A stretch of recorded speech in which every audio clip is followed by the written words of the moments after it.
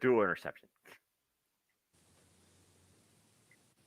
From Harley Race to King Booker to Sheamus to Wade Barrett to Lord William Regal to Xavier Woods to the only ever first Queen of the Ring, Selena Vega. We once again honor that tradition that leads to greatness and hopefully culminating in maybe somebody proclaiming the crown jewel of the WWE as we're just 25 years removed from the loss of the King of Hearts, the late great Owen Hart. We come together today on City Predicting to discuss King and Queen of the Ring from the progressive city. God almighty, they're burying that in the ground of Saudi Arabia, Jeddah. Let's go ahead and get into the conversation. Welcome to the show. Hello, everybody, and welcome once again to another edition, a morning edition of Simply Predicting. You know what this is, for I am the simple man, the simple brand, the voice of the jam, and forever grateful for professional wrestling. Damn it. And my name is Noah Foster with my wonderful friends, the Simply Predicting community. I have Christopher Rotz and the Dominguezes, of course, Arlene and Emmanuel, the MVPs, the VIPs, of course, the multiverse of media. Gentlemen, lady, it's good to see you all once again. Before we get into everybody's thoughts, I just want to give everybody a little bit of footnote. Your opinions matter too. You'll find the form on NoDQ social medias and my social media platforms here on the Twitter, the X, and YouTube. You still have about, I'll give you an hour and 15 minutes to make your predictions final and get them in. As of course, Jimmy and Brother vs. Mia will be going live with their watch along event, not at noon, but 11 a.m. Eastern Standard Time because of this kickoff match. And we'll talk more about that here shortly. Good to see everybody there in the chat, as Walter Cruz has been an advocate for this event and is highly looking forward to it. You can follow him at Rage of Wrestling. And if you all are enjoying this, please subscribe, comment, tell a friend. And if you want to dictate the conversation, don't even dictate it, Cast 80 Studios, support my friend, Super Chat, as simple as that. All right, so let's go ahead and get everybody's initial thoughts before we get into the predictions. Chris, once again, good to see you. How you feeling about King and Queen of the Ring? Hey, everybody. Happy Memorial Day weekend. I hope you guys all have a safe and blessed Memorial Day weekend. I'm looking forward on King and Queen of the Ring. My expectations this week was like at a 7, but with Triple H's announcement, with the King and Queen of the Ring tournament finals, the winners will go to SummerSlam to face the World Championship on their respective brand. So that gave my excitement level up to an 8. So I'm giving this an 8 out of 10. It should be a good show. I know we were just in France like a couple weeks ago. That crowd was good. Can Saudi Arabia do the same thing today? We just have to find out and see. But I hope it's going to be a good show. And good luck to everybody that are still competing in the Predictions League for WWE. Among the other leagues I'll be, of course, talking about at the end. Thank you for that, Chris. Emmanuel, good to see you. Of course, we had you last night with our Retro Watch Along event special. And thank you for those that supported us and tuned into that. We honored, of course, Owen Hart, as we are again 25 years removed from the tragedy that struck us back in 1999. And how fitting as we look back on the past and forge the future here in the present that we have King of the Ring literally just half an hour away from their kickoff nonsense, but 90 minutes away from actually going. That being said, Emmanuel, good to see you. How you feeling about today's PLE? Pretty excited. I mean, like, some of the matches are intriguing. Because of the King of the Ring, I like it that it's back and hopefully it stays permanent.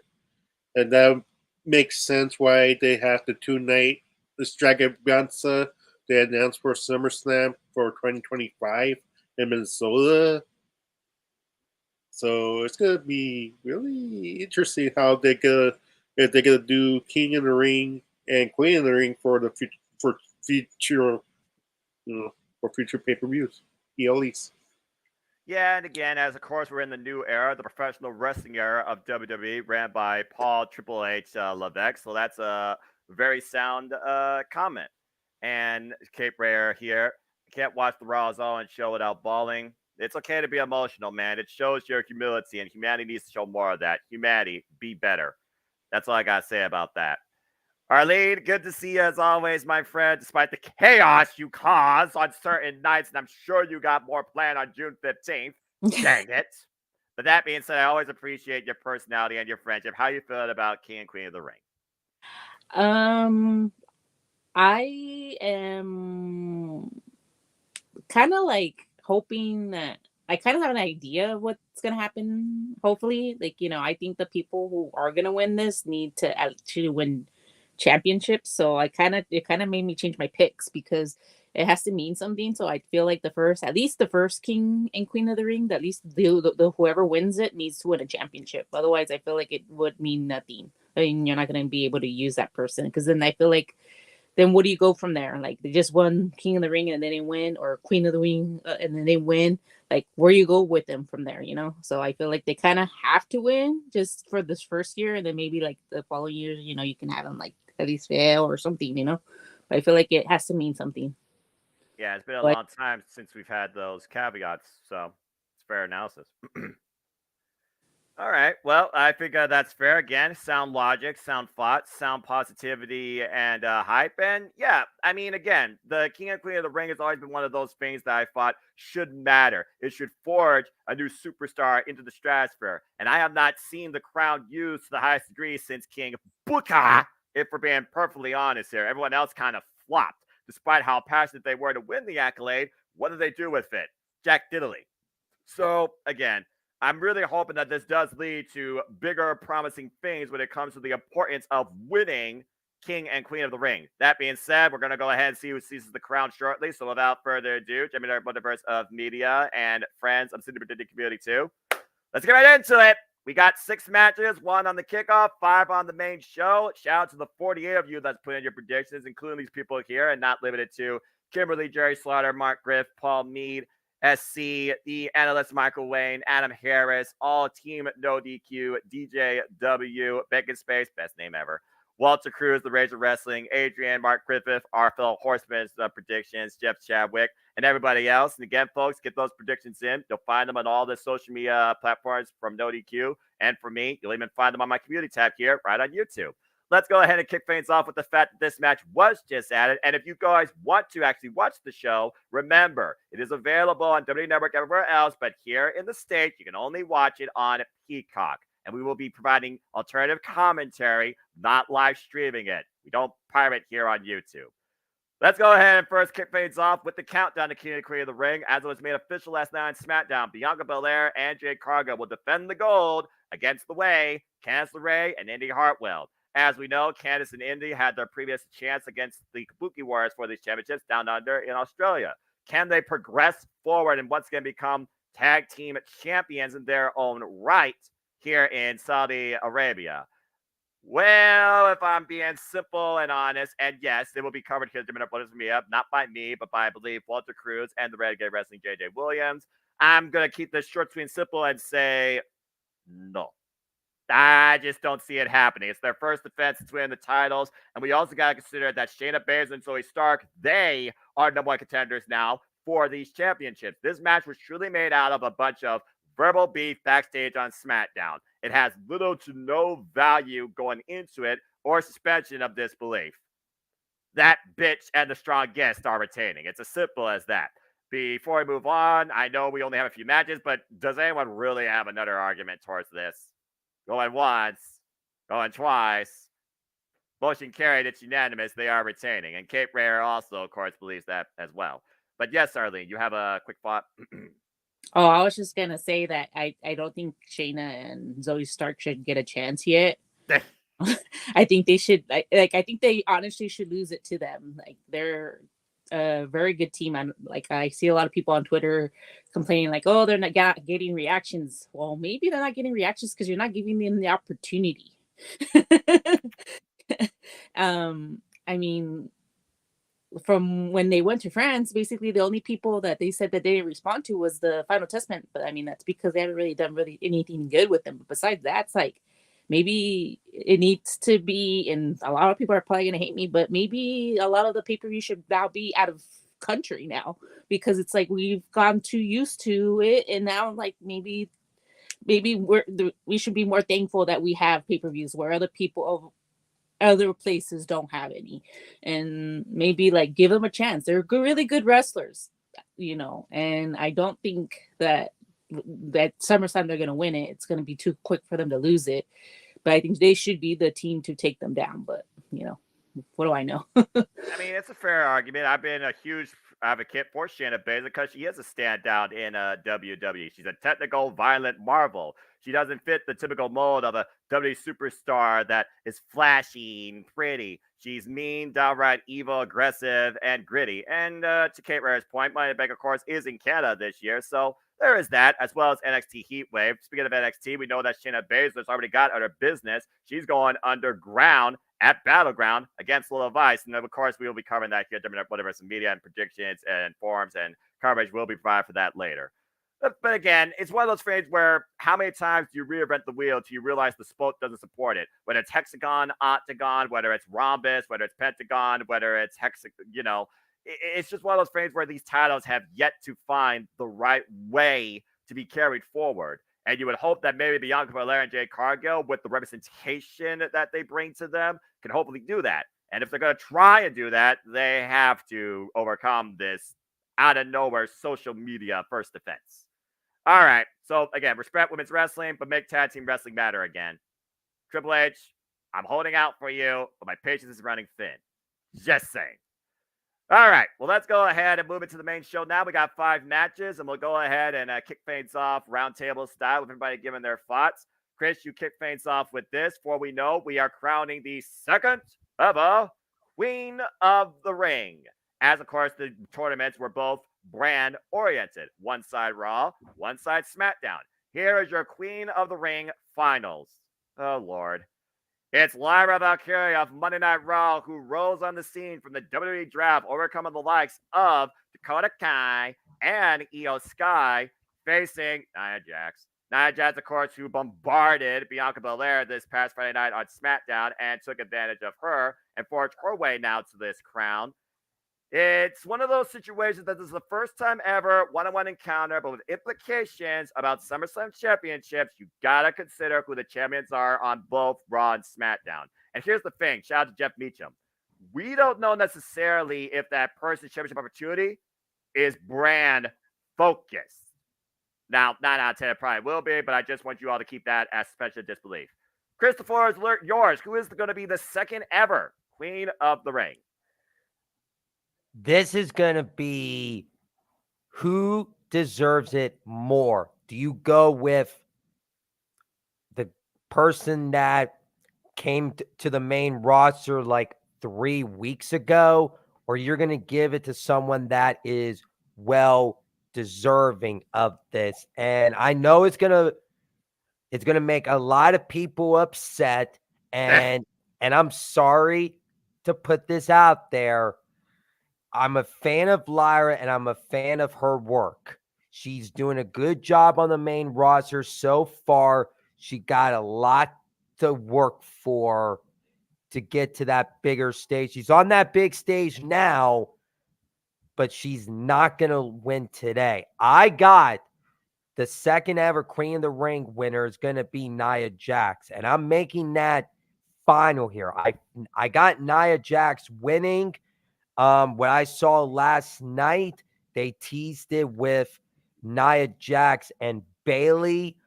That could happen at SummerSlam, and I think it should happen at SummerSlam. So my prediction for Queen of the Ring, it's going to be the Irresistible Force, Nia Jax. Yeah, according to the 48 that put their predictions in, it's actually pretty split, but the majority are going with Lyra at this point, 56 overall, versus a little over 43% for Nia.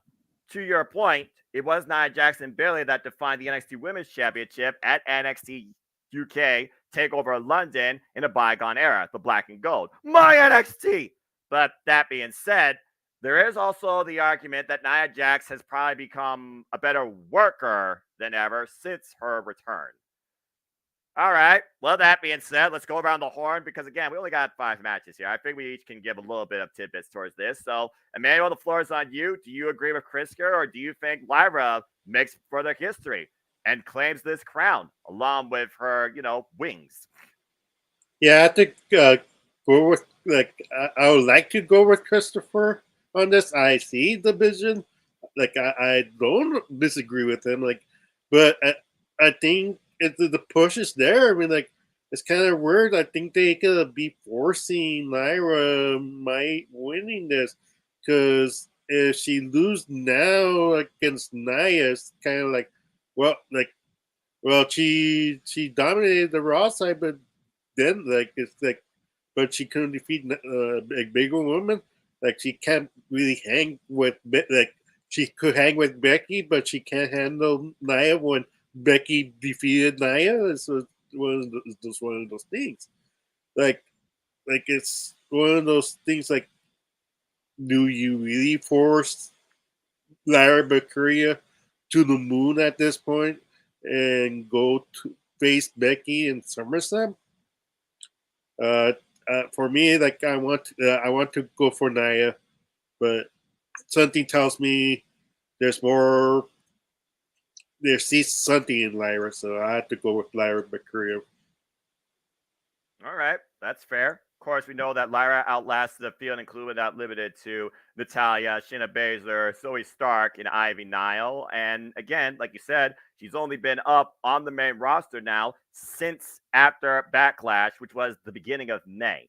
She's already had quite a rise. So I don't think a loss here would hurt her. It's one of those things where you're defended in defeat based on your performance and who you're up against. All right, so right now it is 1-1. Arlene, where do you stand? I've been everybody else has been talking, I've been going back and forth on the forums, changing my pick for this one. Pickle.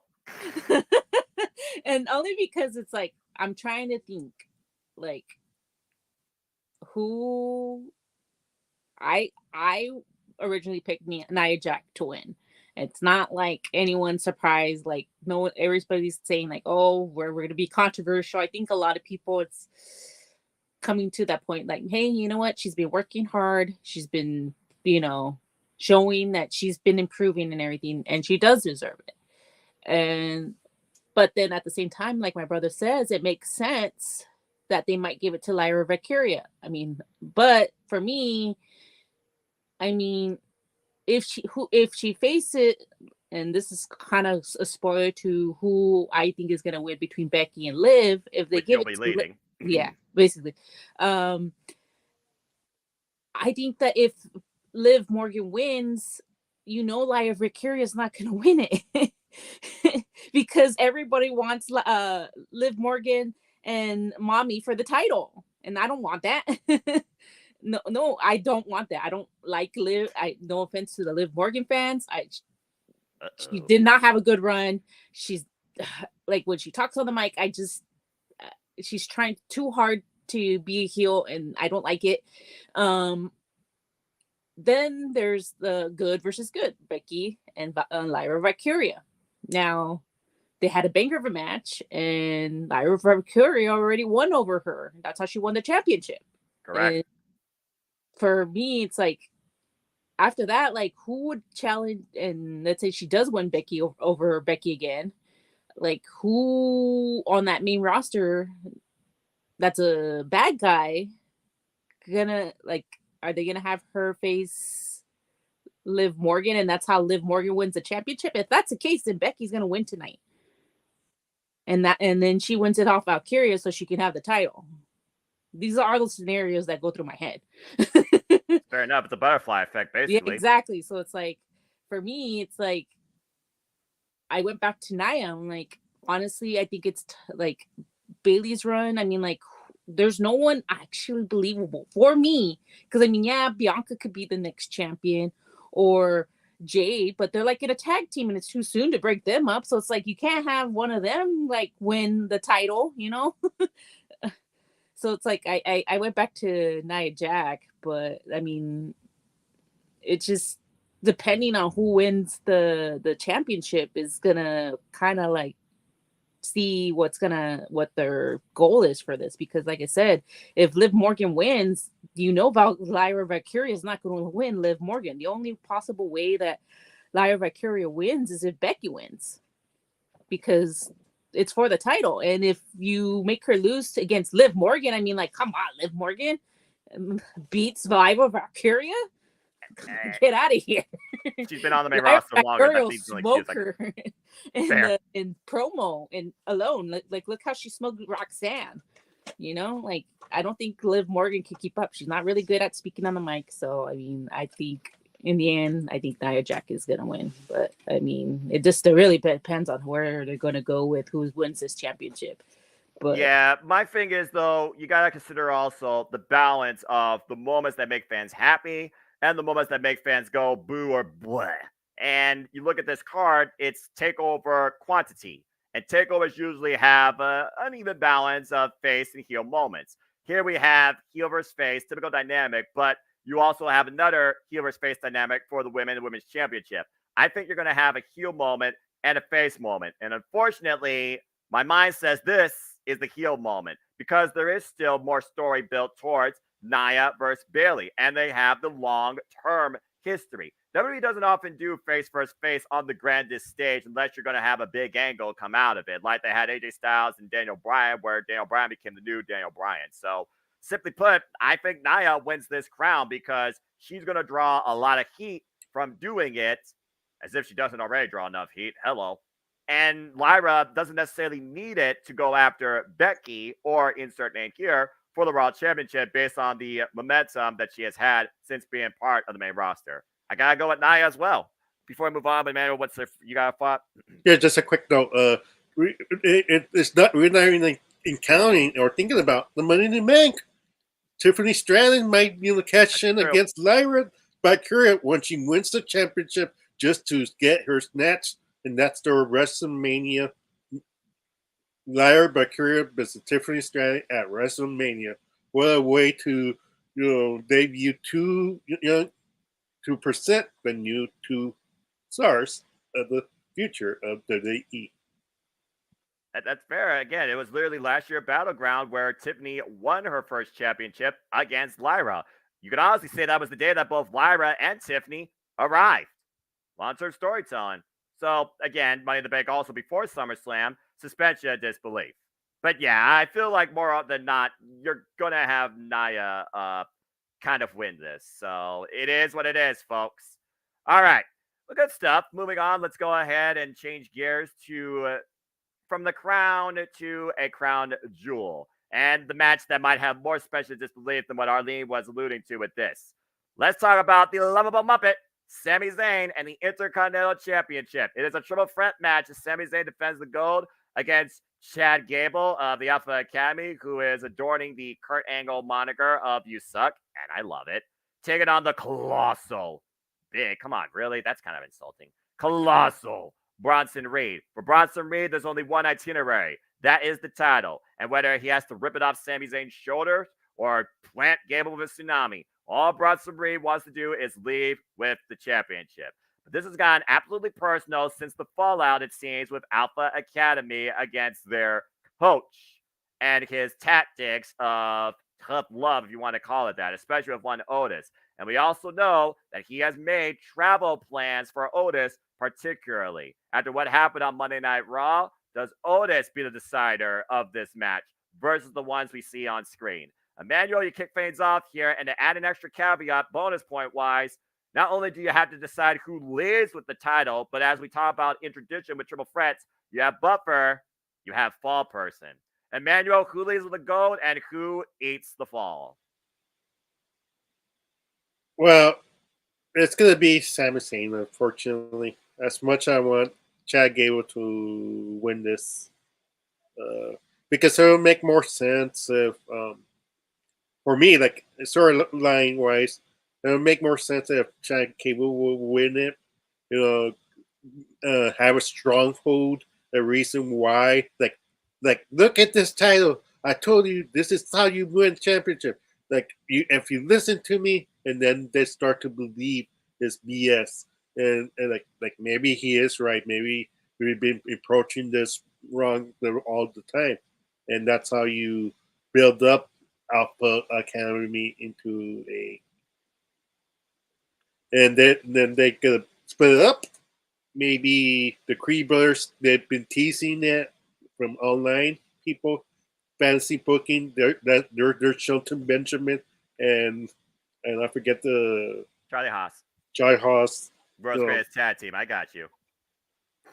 Tag team, tag them right there and be running through Raw. I mean, like it's possible. I mean, like so, but I don't see it. Maybe but for me, it's Sami Zayn. Like I think there's reason why to keep him as IC champion. I'm not feeling his run, sadly, but it is what it is. I wish they did a better job, for Cody Rhodes that I explained later, to have somebody like ready for that spot and have opponents for him to face later on. Braun Breaker might want a piece of Sami Zayn if we saw anything on Monday Night Raw when he speared that man to oblivion. Jesus, the speed of that guy. All right, so you got Sami Zayn retaining, but at the end of the day, who's the sacrificial lamb here? Who eats the fall? Oh, most likely Sami Zayn. I mean, Sami Zayn. Botch. And Botch, yeah. It's too early in the morning. It's 7:55. Yeah. They're out in California, folks. God bless them. Continue.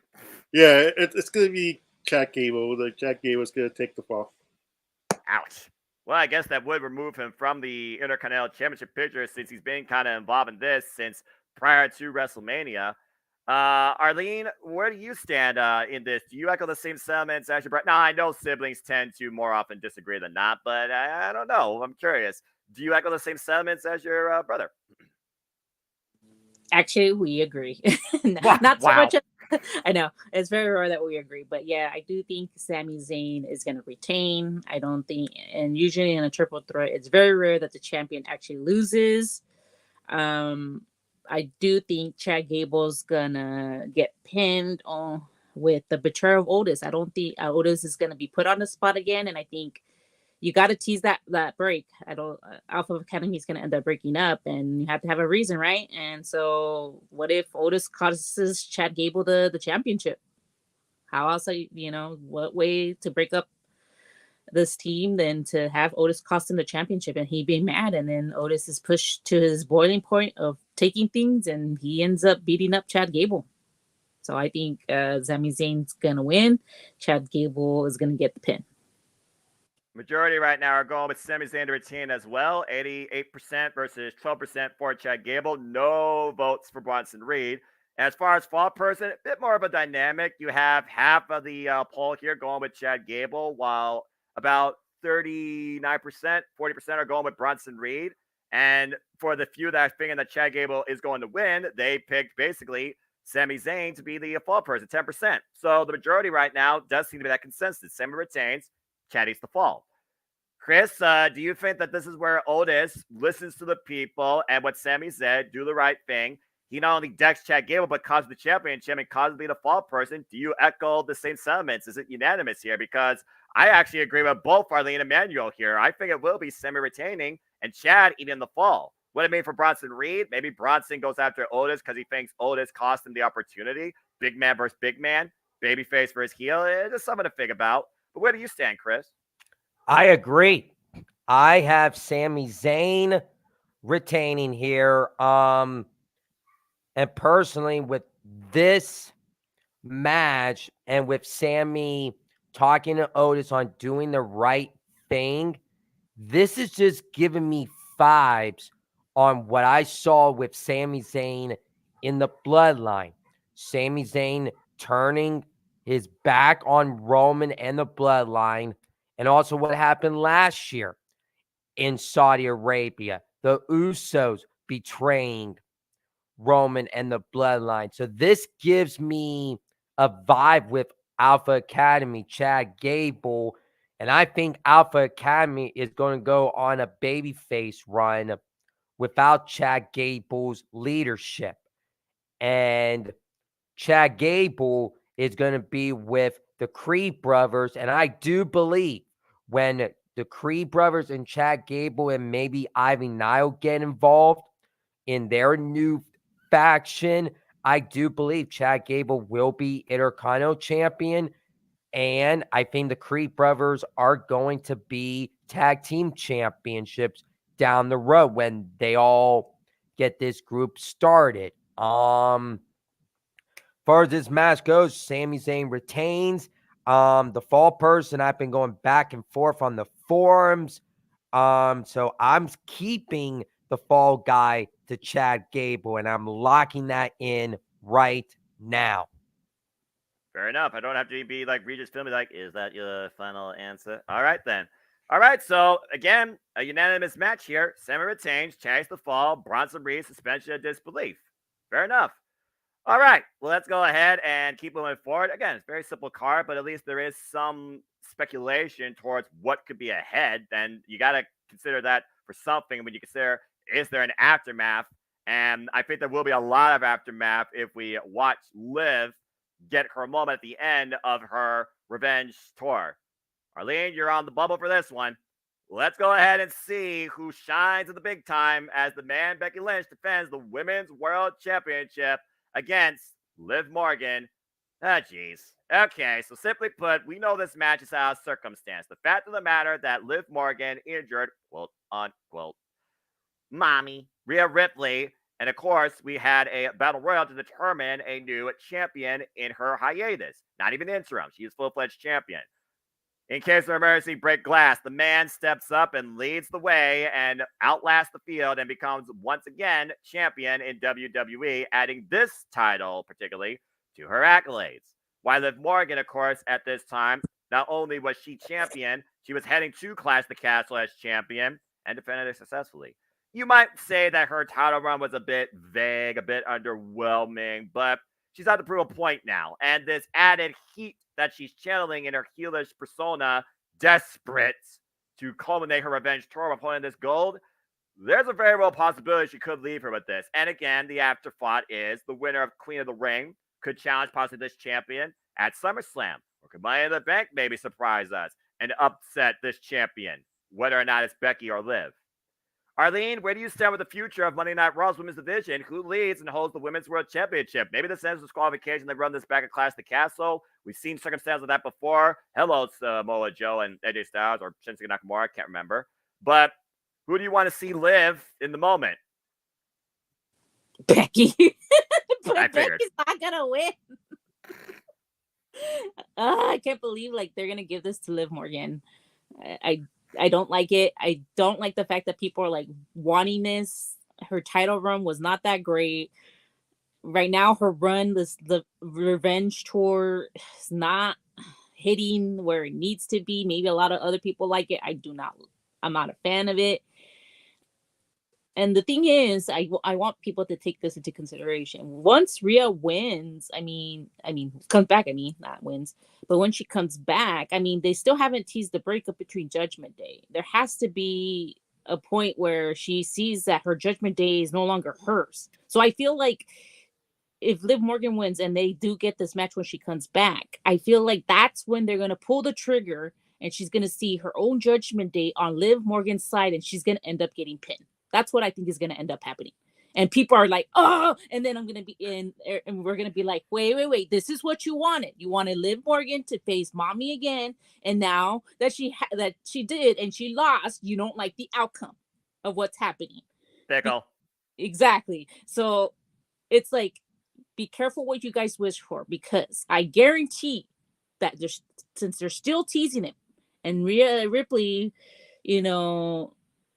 still they were saying that she was only going to be gone for like 3 months. Who knows? Maybe it's maybe longer now. I don't know. But like, let's say she comes back sooner, because like, let's say she's like a beast, like Charlotte, and they like work at it, and she might. There's a name that hasn't been talked about in a while. But like, let's say like she comes back sooner. They have to. And they're still haven't like broken up Judgment Day yet. They're still like, they're kind of working together, but not. But that's my thing. How do you take, Judgment Day away from Rhea? By having them cost her the match. And then she's like questioning them, like, what are you guys doing? And they're all standing next to Liv Morgan. Oh, and I'm going to love seeing the pissed off faces of those people like, I can't believe Liv Morgan won over this is what you wanted. You wanted her to win the championship? Now suck it up. Damn. Tell them as I see it. So you actually have So you actually have Liv winning, but you want to see Becky retain. Yes, exactly. Poor Arlene. Okay. Well, here's my thing. We don't know the time window for Rhea Ripley's return. That is an X factor. We also know that Liv Morgan just jacked the jaw of Lyra Valkyria. Those two women are on a collision course to go 1-on-1. And we also know that Liv's been trying to make it very personal with Becky Lynch. We also don't know, suspension of disbelief, the contract status right now of Becky Lynch. And why Seth freaking Rollins has resigned, he's out indefinitely on injury. So the man right now is basically providing the bills for the family.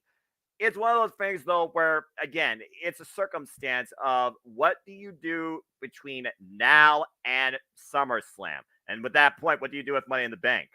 If Liv Morgan doesn't win here with her revenge tour, she could have Money in the Bank as another caveat. Let's not forget, she won Money in the Bank literally last year, and it allowed her to become the freaking champion. So I'm kind of two mindsets here as well, but I also think right now, between Becky and Liv, who else do you have involved in the Women's World Championship picture on Monday Night Raw that's not involved in a tag team? I think they're drawing this out because this is the first time they're going one-on-one concerning this title. The Revenge Tour doesn't end till Liv captures the championship. Doesn't mean she captures out of the gate. We got to fill out something for a Clash of the Castle. I think they run this back under extreme circumstances, make it a Donnybrook. I actually have Becky retaining.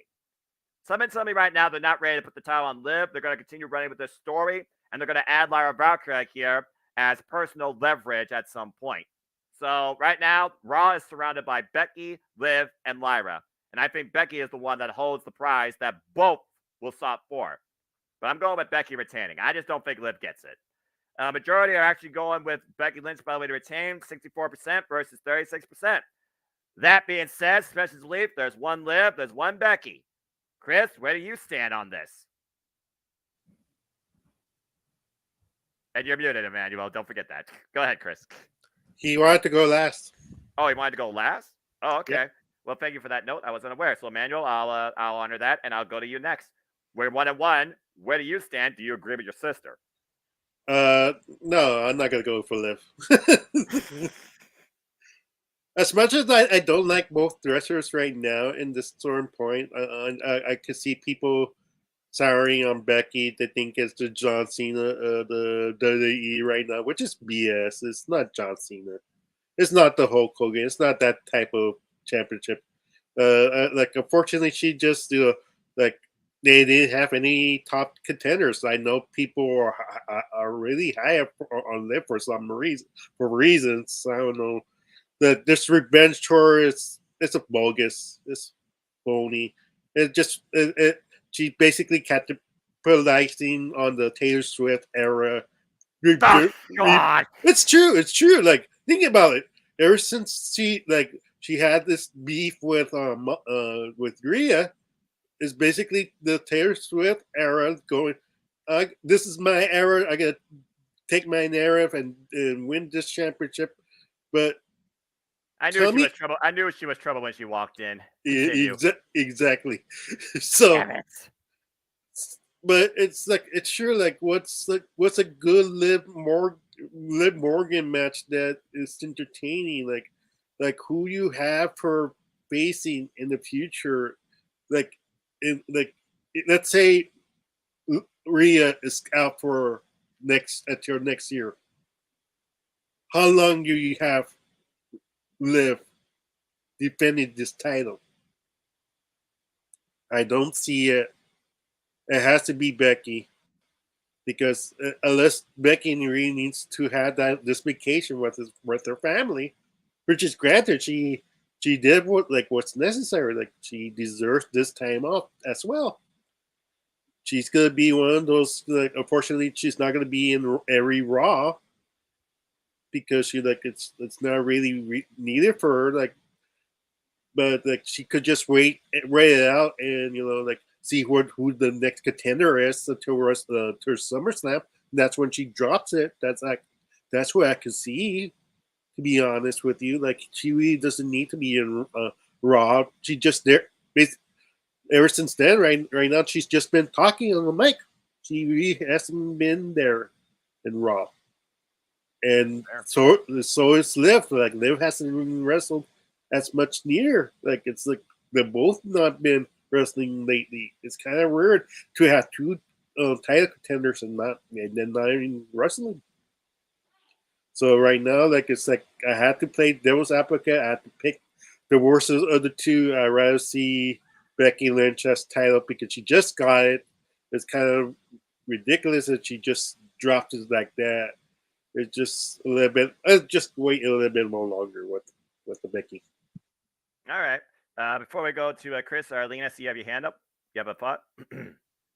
I also just want to say that if Liv Morgan wins this championship, you just have to take into consideration that she's injury prone. Okay. So how long can she actually legit keep that title without getting injured That's also before fair. Rhea comes back? So let's not put the title on her because All right. she's prone to be in getting injured. And come at me if you disagree.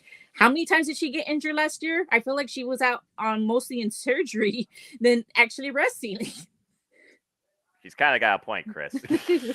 So I mean, come at me. I'm sorry, but like she was out twice. Like she was half out the year, and then like she wrestled for a couple of months, and then she got injured again. And then, come on, she cannot keep a title on a person that tends to get injury a lot either. So you have to take that into consideration. So if you want her to win the championship, she has to have a short run.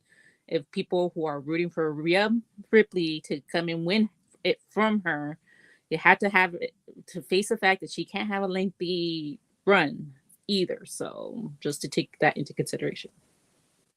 That's fair, especially the injury bug 2024 is running wild heavily right now, and I fear for everybody, particularly in AEW and WWE with this weekend especially. Please take care of yourselves. Jeez, oh, peace. All right, Chris. By the way, I saw your private chat that botched with the spell. That's why I didn't notice that. But I honor your decision. So please go ahead. Why did you want to be last? Do you have a different thought here? It's still very partisan here when it comes to the Becky and Liv dynamic. Right now, 2-1 in favor of Becky, according to the panel. Majority are going with Becky. Where do you stand on this Raw Women's Championship situation? Who you got leaving The with it? reason I want to go last on this because I had a lot to say about Becky and Liv. With And he won't get booed like Becky, Don Callis. with Becky, we don't know what her contract status is, and it's all like rumors right now. So if we believe it, we believe it. If we don't, we don't. We on no DQ, we just say it's rumors and listen to what your heart and mind are saying.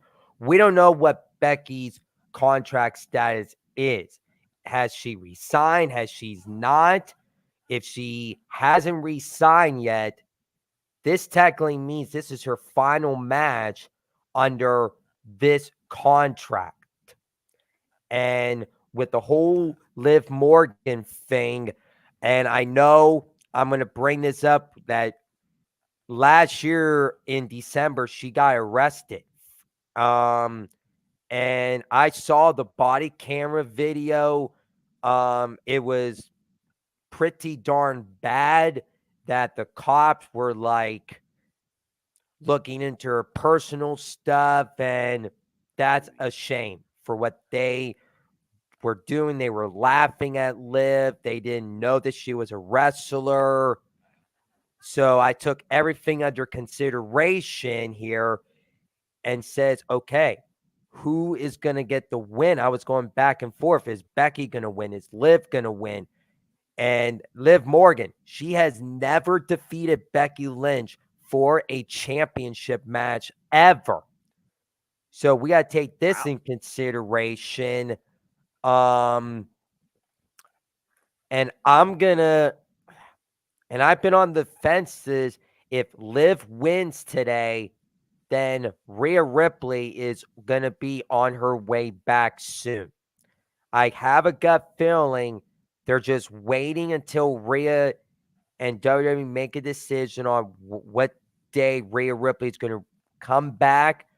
I have a gut feeling Rhea Ripley comes back. She's probably going to come back after Money in the Bank to start the build up towards a Liv Rhea match at SummerSlam. And I can see Becky Lynch being in a tag team with Lyra Valkyria. I do see that happening. If Becky wins today, then are you going to extend the Liv Morgan revenge tour, what you did to Cody Rhodes, and try to finish his story like 2 years in the making? Oh, Lord. And I know what Triple H is doing here. Triple H loves the long buildup. I'm going to say this right now, and I'm going to have to say this. My gut and my heart are telling me that Liv Morgan is going to get the championship today. Liv deserves this. Liv needs to finally defeat Becky Lynch. Becky Lynch can finally take the time off that she needs. And this is the thing. Becky Lynch, she was supposed to take time off after WrestleMania with Seth, but they called an audible because Liv Morgan injured Rhea Ripley. Allegedly. And they call an audible for Becky. And I think they're going to go with the original plan because they had Rhea and Liv in Saudi Arabia. And they're going to go with Liv winning today and finally completing the revenge tour and finally taking what mommy loves. And that is the Women's War Championship. So I got Liv Morgan today. And I can't wait to see mommy come back. Well, first off, that's a very interesting stat. And for those that are wondering, I have 2 computers here. I multitask. And I was literally looking at the record books here. He's right. Becky Lynch previously faced Liv Morgan back in 2021 on Monday Night Raw for the Raw Women's title. Becky won. In 2022 on day 1 Monday Night Raw, Becky Lynch faced Liv Morgan while she was champion. Becky Lynch also won. So Liv Morgan Revenge Tour is bigger than just the title. She has not beaten Becky when it comes for a championship. So Chris is very much on point. So there's a very real possibility that this actually might happen now. But to try and counteract that before we move on, I do want to try and bring one more thing into the picture, and maybe we put Liv to the side, because the bigger agenda, I feel, is Liv versus Rhea, but the title is just an accessory right now. I think that you have to try and, again, build up more single stars on Monday Night Raw, and there's one star yet to debut on Monday Night Raw that also has history when it comes to trying to take care of business, though she's never had history with the man as far as I know, Kiana James. And if Kiana James is anything like Tiffany Stratton, there's probably your midsummer program, maybe going towards SummerSlam, if not Money in the Bank. So I just want to keep that also out there in perspective. But a very fair thought to think about, Chris. And you definitely got me guessing, but I'm still holding out that they're going to let this go a little longer because they have nothing else regarding this title on Monday Night Raw. It's got to be Becky for the time being. Before I move on, Manuel, I see your hand.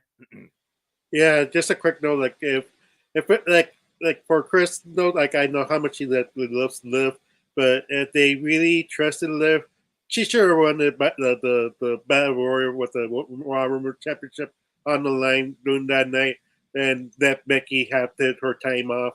But like, unfortunately, that's not the one what the money is. Like, if they really believed in her heel run right now, she would just be going, yes, I won the title, I completed my revenge tour, and that's where like. No, like, did you really like? You did not win it against like Rhea Ripley and stuff like that. Like, but now it's now about Becky like holding the title, and it's like I just feel like there have been more conniving, more manipulative, and more like like. Did you really win the title? You didn't beat anybody. You just eliminate people out of the ring. Well, again, that also is special disbelief. You didn't pin or submit me. You won under a unique circumstance. So, again, it's one of those things also from a business standpoint. Who's the bigger superstar here? Just saying. All right. Well, good stuff, guys. And again, very unique suspension of disbelief there with that stat, Chris. I'm sure Statboy approves. Well done. All right. Let's go ahead and move on to our semi-main as we look at the King of the Ring, where we will either see voices in his head with a crown on it, or we finally make this crown sacred. And it is Daling General Gunther, the former and longest reigning WWE Intercontinental Champion in this company's history, taking on the 14-time world champion, the Viper, Randy Orton, after the Bloodline fallout last night on SmackDown. And Randy Orton was able to overcome the MFT with the three most dangerous letters in WWE, RKO. And again, the winner of this match will get a championship opportunity at SummerSlam. Raw's champion, Damian Priest, SmackDown's champion, Cody Rhodes, which Chris you'll start off with, and we'll talk about here shortly in our main event. That being said, we know Gunther's road to here. He overcame Kofi Kingston and a banger against freaking Sheamus fella. While Randy Orton, of course, he overlasted the field, the likes of Carmelo Hayes. Say it with me. L.A. Knight. Yeah. There we go. Well done, folks. And of course, so many others. But the thing we also got to consider here right now is the continued saga of the Bloodline versus primarily Randy Orton and Kevin Owens, especially with the inception of Tonga Loa now added to the fray. For those that don't know, the former Camacho. When it comes to Gunther, though, we also have Bash to Berlin. That is after SummerSlam. And why Damian Priest believes that his name will live forever, I think Damian Priest's championship run might be on life support if one Drew McIntyre achieves broken dreams in his home of Scotland. Just saying. So I look at this match for two reasons. One, Gunther should be a world champion at this point, and they are holding out for Gunther versus Ilya Dragunov, as of course Ilya Dragunov lost Jey Uso, and Gunther beat Jey to cement his spot in the finals. But the match that people have been clamoring for the longest time in the name of long-term storytelling is Cody Rhodes rising above his previous legacy against his teacher, Randy Orton. And while Randy Orton embraced him with a hug when he returned back home, these two have not faced each other one-on-one or in some in-ring capacity since their saga all the way back at WrestleMania 26, when it was a handicap match with Randy Orton against his legacy, Ted DiBiase Jr. and Cody Rhodes. Cody Rhodes right now is forging his own story, his own legacy. And I feel that he needs to be cleansed of his past. He already overcame his trial by fire obstacle against AJ Styles. We'll talk more about his second obstacle here in a moment. But for me, I look at again right now who has more of a story going for them and who also can use this crown to their advantage. With the Bloodline still having Randy Orton in their crosshairs, there's a very real possibility that Solo Sikoa and Tama Tonga and Tonga Loa can cost Randy Orton this match. On the other side of things, though, Gunther right now, he has not been pinned or submitted since WrestleMania. And prior to that, the only other loss he had was via countout. So again, it's the first time ever one-on-one encounter. Somebody's going to SummerSlam. Do we finally close the book on a legacy, or do we get one step closer to WWE becoming sacred? You guys know how much I advocate for Daling General Gunther. I feel like they're trying to build Gunther versus Ilya somehow for Bash to Berlin, but I'm just not sure how you get there. It might be through SummerSlam with Gunther beating Damian Priest, who kind of is trending that line on babyface and heel with the Judgment Day dynamic, where again, he says, Judgment Day, I don't need you, you need me. And while they all seem to be on the same page right now, you can see the cracks clearly showing. And Damian Priest right now, he knows that Drew McIntyre is waiting for him. And we've all been talking about Drew McIntyre winning this championship into the program with one CM Punk. Drew McIntyre right now might be the catalyst to that. I want to see Gunther versus Ilya for the title, but I don't think it needs to happen at Bash in Berlin. And based on what we saw on Raw, it's going to be Ilya versus Braun Breaker. There's too much right now in building that story to close the book on legacy. I gotta go with the Viper here. I pick Randy Orton. It just, for me right now, just feels like it makes more sense. And you put the Bloodline campaign off to the side right now when it comes to Randy Orton and Solo Sikoa and Tama Tonga and Kevin Owens. Although I could see the Wise Men trying to pull a fast one and get the Bloodline a championship match against Cody Rhodes, because Solo Sikoa might force the Wise Men to do that. Suspension of disbelief. But I'm going with the Viper, Randy Orton here, because Gunther and Damian Priest, And again, I think this is brand focus. Otherwise, Gunther and Cody Rhodes at Clash of the Castle, yes, please. But I'm actually going to go with Randy Orton on this one. It probably will bite me in the ass. All right, Chris. That being said, majority are actually going with Gunther, 76%, while it looks like 24% are going with Randy Orton at this point. And it does seem weird for Randy Orton to have a crown. But again, what's the more realistic match here? Randy Orton and Cody Rhodes, or Gunther and Damian Priest at SummerSlam? Keep that in mind. Chris, where do you stand? Well, either match at SummerSlam, it's going to be good no matter what. Accurate. No matter what. Well,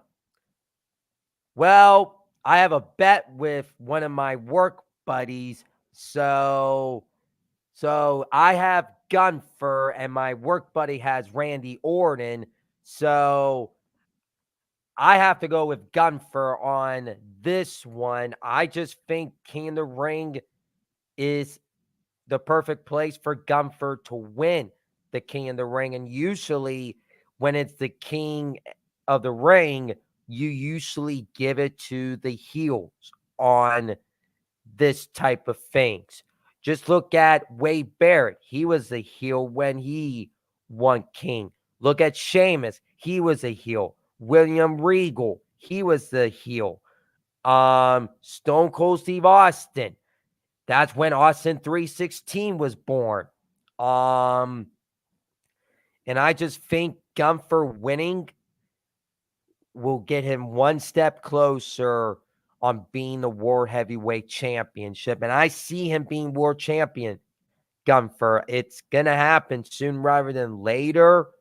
I know we got Clash of the Castle with Drew McIntyre and Damian Priest. When that match gets announced, and I've been saying to myself, and I just have a gut feeling that Drew already had his moment at WrestleMania when he won the championship. I just think Drew is not going to get that championship because we already seen Drew McIntyre and Gunther at SummerSlam last year. Do we really need it? Do we really need to see it again? I don't want to. Because Drew and CM Punk have a feud going. I just have a gut feeling that match doesn't need to be for a championship. With Damian Priest and Gunther, I feel they will tear the house down in Cleveland. And mean about Cleveland, I will be in Cleveland for SummerSlam. I might meet you there. We'll see. But as far as this match goes, you got to give it to Gunther. I think Gunther is well-deserved to be King of the Ring, and he's going to be a world champion. So I got the Ring General will now become the King General after this match. The biggest thing for me, though, is how the hell do you draw and build this out and suspension of disbelief all the way to SummerSlam when you got 2 PLEs before that, and one of them actually has another caveat, Money in the Bank, where the King might literally get screwed or taken off his throne by force. You're making me think, but I still just think right now this is the best way to book Randy Orton and Cody Rhodes, and that's the match I think people want to see at SummerSlam. Just saying. I'm still thinking. Arlene, where do you stand in this? Who becomes the next King of the Ring? Do you see it becoming sacred, or you see the Viper injecting venom into it? I'm kind of along as much as I love Randy Orton. I do. I want him to be King of the Ring. I don't think they're going to give it to Randy Orton. I think they're going to give it to Gunther. And my reasoning is because Solo Sikoa does not take well to losing. Remember, losing is not acceptable. So True. I feel like they might interfere and cause Randy Orton the match, which leads Gunther to win. I think that, like you said, you don't want to see Gunther versus Damian Priest, but I feel like I don't know which one's first, Clash of the Titans or SummerSlam. The Clash of the Castle, Clash of the Titans. Great. Oh, sorry. Botch. Yeah, you're Clash of fine. the Castle. So I think depending on who wins that one, I mean, I don't know. I just think that, they might not get, like Chris says, I don't think they might give Drew McIntyre the championship again. I mean, I think they might hold off on giving him the championship maybe till like WrestleMania. I feel like, because I don't feel like when he does face CM Punk, it should be for the title as much as a lot of people want CM Punk to hold the title. I just I don't think it should be for the title. I think it should just be like a 1-on-1 and that be that way. But I mean, I feel like if you don't give this to Gunther, what are you gonna do with Gunther after this? Like if he doesn't, you know. So I mean, Randy can take the loss. Like I and as much as I want to see Randy Orton and Cody, I honestly think that a lot like Randy Orton does have a lot of fans right here.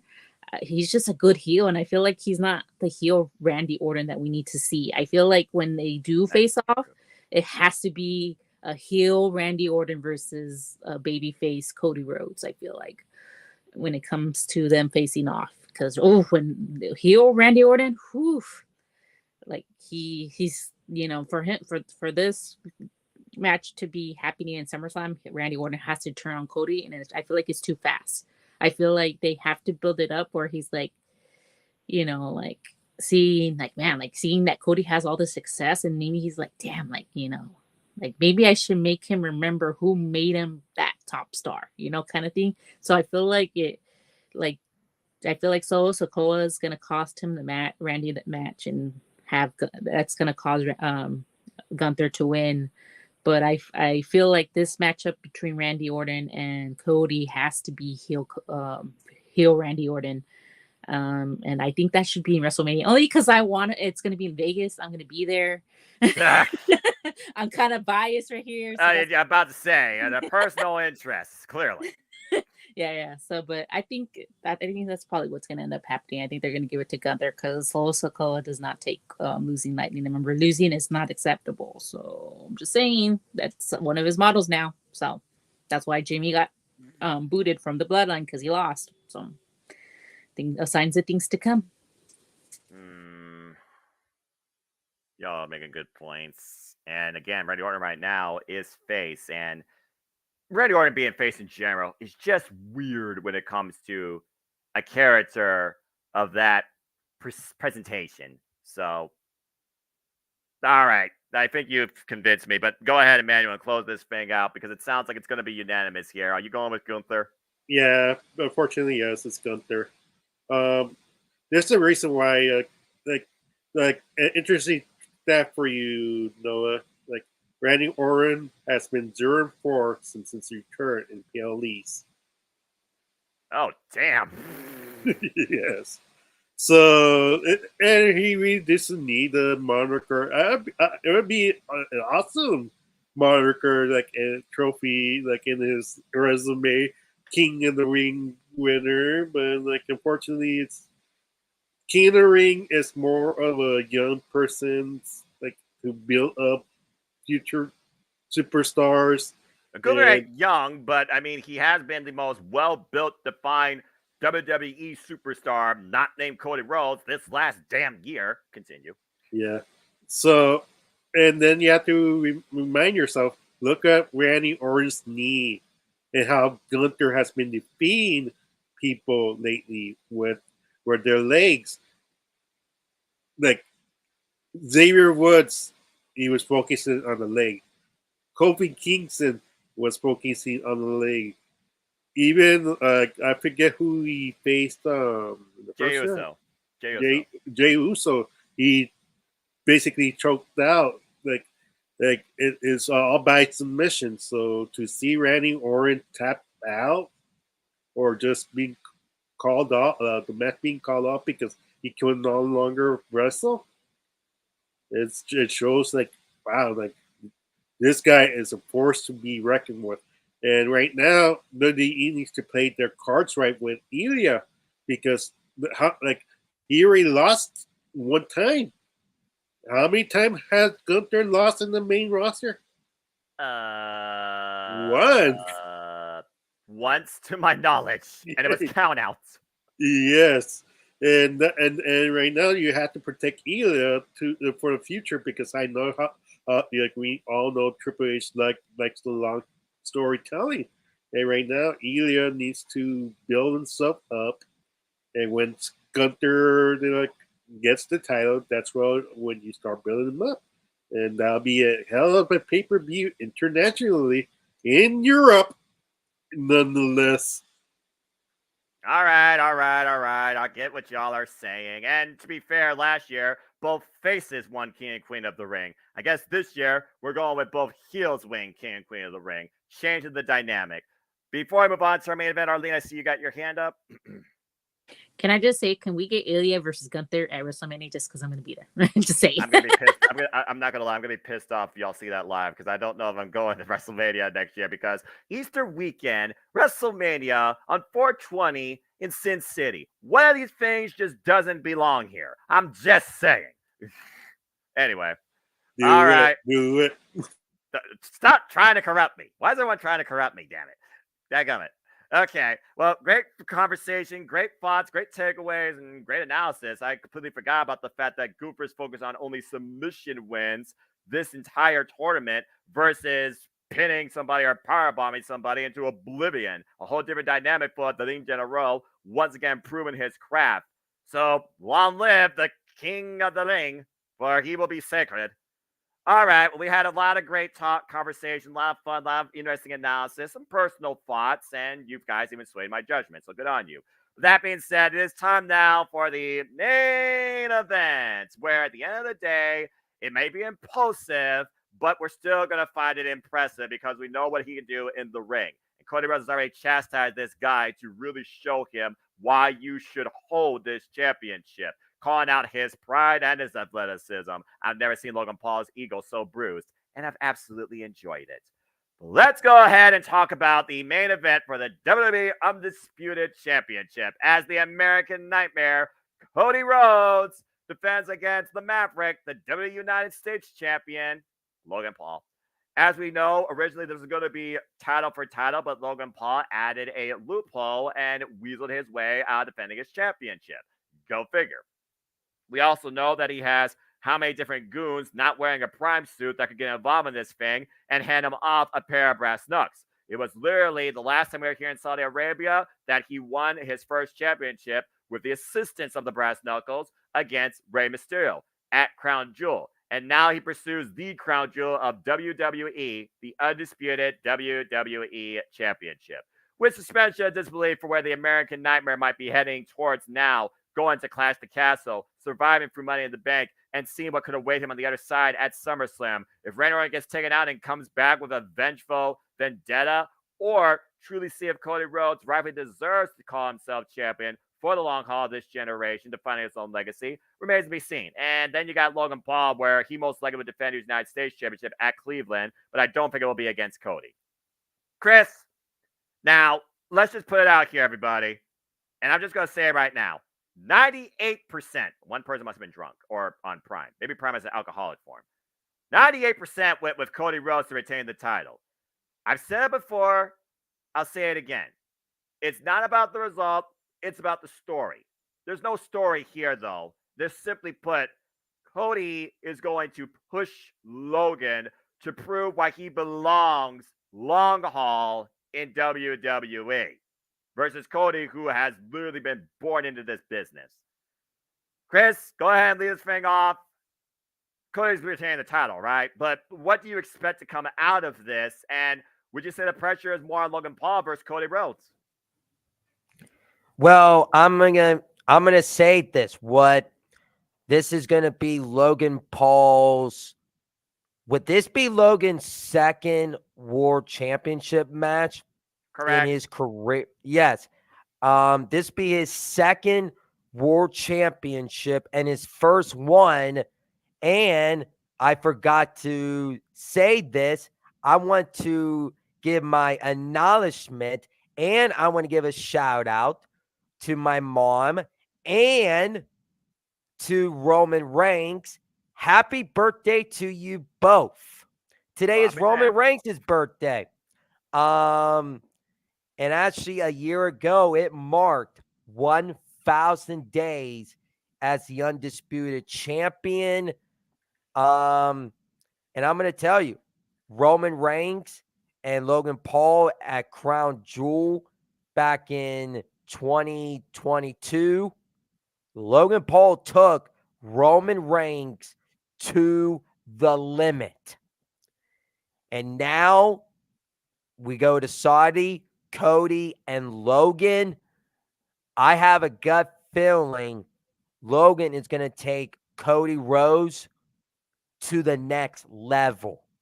I have a gut feeling it always adds up to everything. I know Logan has shenanigans about, his United States Championship wasn't going to be on the line, and he had a lawyer present.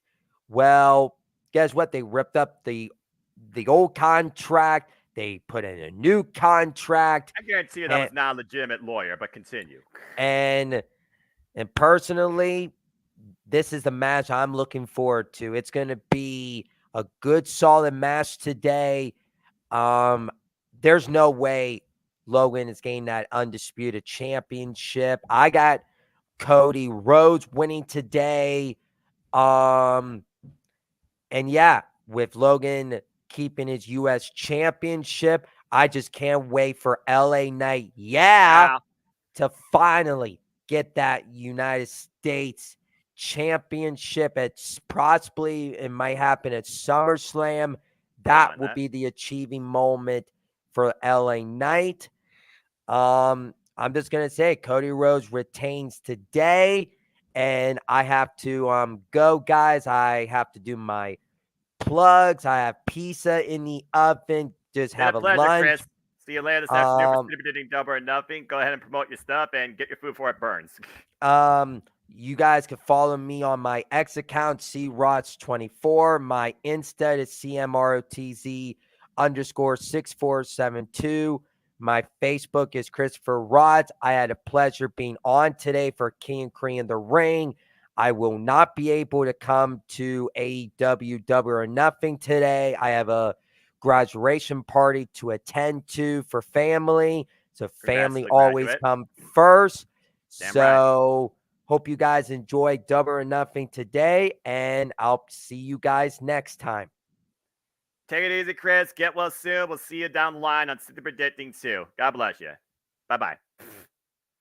All right, and then there were 3. All right, guys. Well, here we stand with our main event. So let's go ahead and get y'all's thoughts. And that's a very fair point. I forgot about the whole LA Knight dynamic. Of course, LA Knight was confronted by him, Camelo Hayes, and that might be a filler program for maybe determining the next challenger for Logan Paul's United States Championship. At one point, it was rumored that LA Knight would be pursuing Logan Paul for this title as early as WrestleMania, but they switched gears on that, and we had LA Knight beat AJ Styles. By the way, this is LA Knight's 13th WWE match in his career. That has to say something. All right, so let's go ahead and get y'all's thoughts on this and how far Cody Rhodes will be pushed and how much Logan Paul will be impulsive and what awaits both men on the other side as we head towards Scotland. Arlene, let's start with you. Your thoughts on this match? I think this is going to be a really good match for all those people that are kind of tired of Cody Rhodes' title run and can't wait for the already. Damn. I've been seeing it on Twitter. Like I've been hearing a lot of people. I'm tired of his run. His run is boring and all this stuff. You know what? And a lot of people that are saying that as Roman Reigns fans.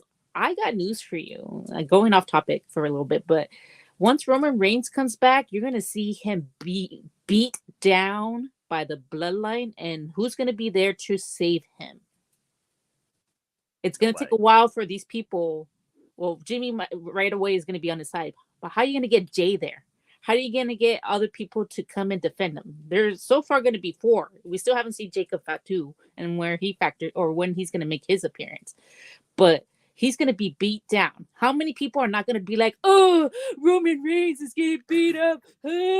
Like, this isn't the Roman Reigns. He's the chief, like the tribal chief. All, you know, I want to see who's going to still be Roman Reigns' fan when he's being beat up by the bloodline for a while. Cody Rhodes and Roman Reigns are not going to see each other for a while. Let's get that straight. For those people like, oh, when he comes back, he's going to get the title. No. They have to build up to it. So you're going to have to face the fact that he's going to be being brought down, and you're going to see where Roman Reigns, like you've never seen before, defeated and trying to see who can help him defeat this bloodline that he himself created. And it takes time to get those people to come onto your team because you hurt them in the past. So Just saying it out there. But besides that, people who are also saying that need to give Cody his credit. He's working with what they're giving him. Okay? They don't have anyone for him. Really. Like, they haven't really built up people for him. Whose fault is that? That is not Cody's fault. That's fair. That's absolutely fair. When he becomes heel, like, they're like, oh, when he turns heel, people are going to turn on. No, you know what? I feel like a lot of people are going to like him even more because he's a heel. Because that's what he's good at. Just like Randy Orton is good at. Oh, Randy Orton and Cody Rhodes joining back again as Legacy. Whoo! And having someone else join them. Whoo! You know? That's a different dynamic. Yeah. Also, though, Cody's way too good as a baby face, and that kind of is to his own deficit, to your point. It literally was that purpose that changed the entire structure of the WrestleMania storyline. So, I mean, to me, it's like he can do both. Like, a lot of kids like him and stuff, and he's good with the kids and stuff, but he could still be the heel too. So, I think he's going to do just fine for those people who are worried about Cody. He's going to be just fine. At the end of the day, Cody's going to win this. Logan Paul's going to keep his title. I do feel like at the ending credits, when they're signing off, this is where we get the presentation of Uncle Howdy. And who's he going after? Who's he going after? If you've seen the QR codes, he says he's going after the prodigal son. Who is the prodigal son? Cody Rhodes. So that is why I'm saying, for those people that are waiting for Roman Reigns to get there, it's not happening at SummerSlam. Most likely, fair. They're going to build him up to go face Uncle Howdy.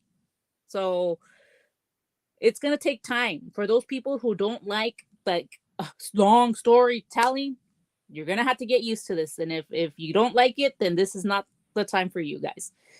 We're in the era of, we're going back to seeing blood. We're getting back to seeing cuss words, and people are like, they're complaining about, like, you know, my kids watch this. I remember as a kid, I used to watch this, and this is what it was. It says it's not suitable for children. You guys got too comfortable with the PG-13, that now when it goes back to the way it was, it's like, no, like, my kid watches this. Well, I mean, it was never really intended for kids. So, I mean, like, if you don't like where it's going, just turn it off, because honestly, we're here for the long-term storytelling. It goes back to, like, you know, like the way it used to be. And, you know, we just need to be patient. We can't always get what we want, because once we get what we want, it's like people are over it, and it's like, it's time to just wait it out.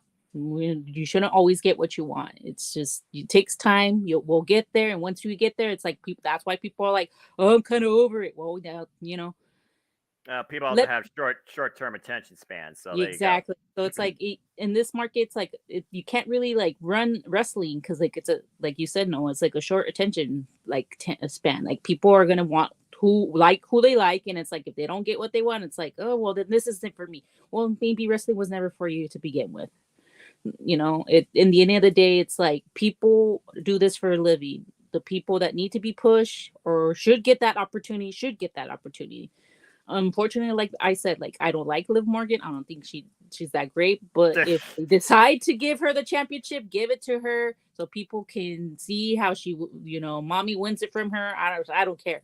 But at the end of the day, I'm gonna still watch it, because at the end of the day, it's like, they're giving other people, not the same people, but other people, the opportunity to hold this championship, and that's how you build stars. You can't always get the same person to hold the championship, because then at the end of the day, if Roman Reigns gets a championship, a lot of people are going to be like, I'm over him being championship. Oh, well, now you wanted him to be championship again, and now that he has it, now you're over it. It's like, no, just let it cook.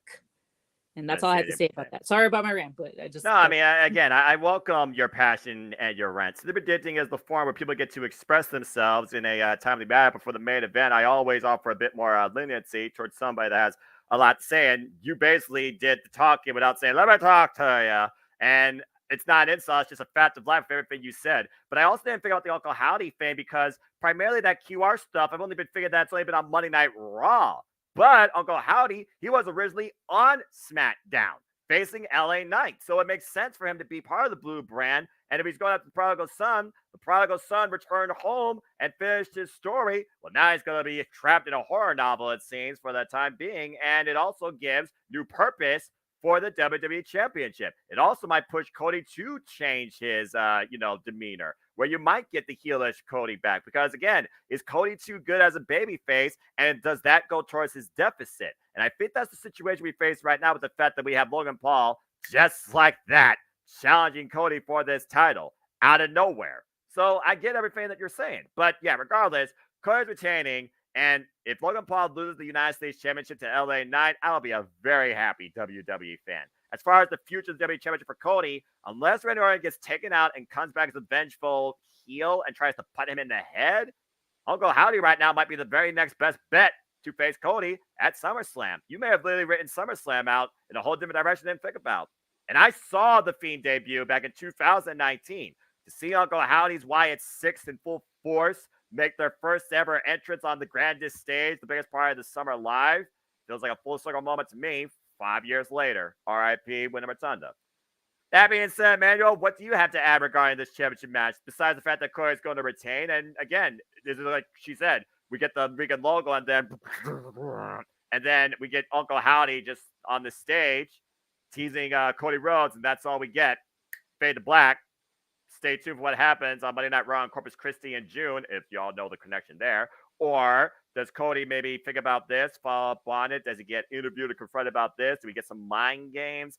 I think right now we're just waiting to see Cody versus Howdy versus the suspension of disbelief of Cody versus Randy. But either way, Logan Paul is not winning. But go ahead and close this thing out. Your thoughts on this match? Yes, you'll be surprised that my pick is Cody Rhodes. As simple as that. Nice and subtle. Yeah. It's just going to be like the same old stick for Logan Paul. He's going to get his friends to interfere, but it's not going to be enough to make him win the match. This is going to be like probably a 20, 30-minute match. So it's a typical Cody Rhodes match. But right now, like I kind of agree with my sister with her rant, but it's because right now, Cody's in SmackDown, and he's seeing these bloodline create chaos. He's doing nothing about it. It's like, where's the logic in that? Like the ultimate heel faction versus the ultimate babyface for the richest prize in WWE. I mean, Tonga Lola, Sosakoa, what are the rules? I don't know. You can't put logic and WWE in the same sentence. We've said that verbatim about this company for decades. And that's why it feels boring, because like you put AJ Styles, which is an awesome match. If you like, and that was without no storyline, and it was a great match, but people crapped on it. Like, why can't you not be happy with matches? Like, well, you could be happy with the AEW match with Will Ospreay and Bryan Danielson with no storyline. You're happy with that, but when it makes Cody versus AJ Styles with no storyline, you're go, nah, boo, I hate this. Oh, jeez. He's stirring the hornet's nest, but he's also not wrong. Continue. So it's like one of those things. Like I got you. A lot of people are waiting for The Rock and Roman Reigns to come back, but that's not the storyline. Like, because right now the Roman Reigns, he comes back, he's going to be a babyface. He's not going to touch the title anytime soon. We all agree that Rock doesn't deserve the title. He's the head he's the head of the table of the company. He doesn't really need the title as it's necessary, or the story needs for it.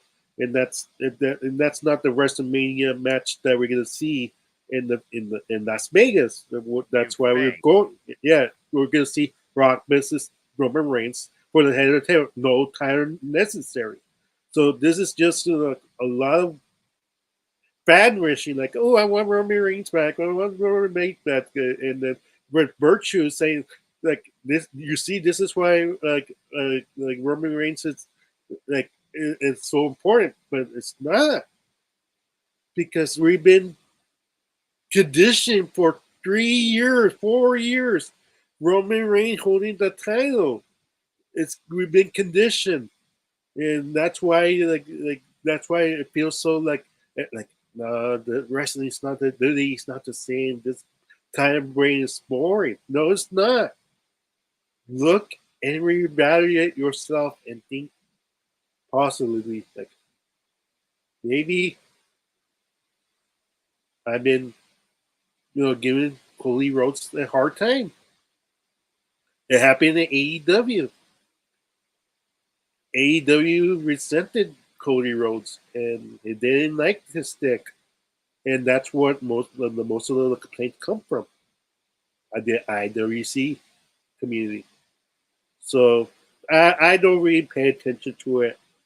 It's like a minimum voice because people are still cheering for him. They're still going. They're still singing songs. They're going wild for him, even with the filler matches. Just that I just need to put that out there. It's not Roman Reigns that you miss. You just miss like the conditioning that he's been training you for the longest time for the bloodline. And since the bloodline is still continuing, it's like you're like, oh, there's a chance. Like Cody has passed. He's not even thinking about the bloodline. Even the bloodline is not even thinking about the Cody. Isn't that a kicker? Yeah, I'm about to say, since Cody basically beat the bloodline, they're kind of a non-factor. And Solo Sikoa right now hasn't even thought about the WWE Championship as far as we know. So it's also one of those things right now where SmackDown's a split environment. You have the bloodline trying to turn this to their own savage domain, while Cody Rhodes is trying to create his kingdom and lead it to a promised land. So it just feels like right now that SmackDown is of two worlds that eventually have to collide. It's just a matter of how. And to your point, we know that The Rock gave Cody something. And while we're talking about Uncle Howdy and Randy Orton, the final boss will return at some point and go after him, title or no title. So we do have to consider that The Rock versus Cody is going to occur prior to, I imagine, next year's WrestleMania. It's just a matter of Roman intercepts that or focuses on the bloodline fallout prior to that. Because I do think, regardless, there's going to be Rock versus Roman next year at WrestleMania. I don't know how, but I do think that is going to happen. But regardless, we still have literally a little under a year till then, and we literally have now about an hour before the actual King of Creative kicks off. So I'm just going to say that Cody Rhodes, he will retain his undisputed WWE Championship, and we will see soon enough if the uncle says howdy, and if that awaits him, maybe not a Clash of the Castle, but possibly even Money in the Bank. Regardless, this is going to be a very simple takeover quality level PLE, I feel like, with a quantity of matches to boot. Before we conclude, just want to give some shouts, some comments here. Sweet, Go Ring General, Stepway approved. I recognize that one. Easy card. Being it hasn't been updated, yeah, I already know that. Thank you. All hail the King and Queen of the Ring. Should be a good event. Can't wait. And of course, I always appreciate people's feedback to this. And someone said almost forgot to fill this out. Again, folks, I'm always happy to give you all that time. So before we bid everybody a fine adieu and get ready to enjoy this PLE from the comfort of our living rooms too, Arlene, I saw your hand. You have one last thought. Oh yeah. I was just gonna say two thoughts. Okay. Just remember what they said about Roman Reigns. We're gonna see Roman Reigns like we've never seen him before, and where have we never seen him before? At his bottom. Weak Roman. Just keep that in mind, people. Just saying. Accurate. Just saying. And second point that I wanted to bring you, instead of like Uncle Howdy just standing there, how about they end it with I got the whole world in my hand. I got the and it's Bray Wyatt's voice, and Cody's just looking around, seeing the fireflies, wondering what's. And then you have Uncle Howdy standing there, and then you end it, Noah. The thing of the matter is, the Uncle Howdy presence, I think, is going to be teased, but will his presence manifest? I think is what we really want to see, or what we're going to see. That remains to be seen. But that being said, folks, that is City Predicting King and Queen of the Ring. Thank you for tuning in. Make sure you get your predictions in because, again, your opinions matter too. I think I'll hold out and leave the forum open for another half hour to see if people swayed their thoughts on anything we discussed. I know that everybody here is final, including me, but you did sway me. I did change to Gunther for the mat must remain sacred. And I'm looking forward to calling this. Again, we're going to switch gears and go to Gemini Politics Media live watch event schedule. Me, Walter, and JJ will be on the call, bringing you full coverage of King and Queen of the Ring. I believe they're already about to get ready to talk about this match. It hasn't been done already. And also call it. And again, folks, you can watch this show on your local provider, either Peacock here in the States or W Network anywhere else. But with that, thank you all for tuning in to our edition of City Predicting. We'll see you later this afternoon for AEW, Double or Nothing. Until then, I'm just going to leave y'all with this. Long live the King and Queen of the Ring. And until next time, I'm going to have Emmanuel and Arlene. I don't know if they're going to be here later, so I don't want to. You're going to be here? You're going to be here? Sure. I'll be All right. So, again, we'll see you folks 5 p.m. Eastern Standard Time for City Predicting Double or Nothing. It should be quite a party. But until then, go enjoy King and Queen of the Ring. And as always, I leave you. Until next time, we are on your YouTube feed. Make a positive impact in life and have a good night and a happy day. We'll see you soon for City Predicting AEW Double or Nothing, but enjoy King and Queen of the Ring. Have a nice day, folks. Later. Bye. We got the whole world in They're our... not copyright. They're not copyright. They're not copyright. All right, I hit the button. Oh, boy.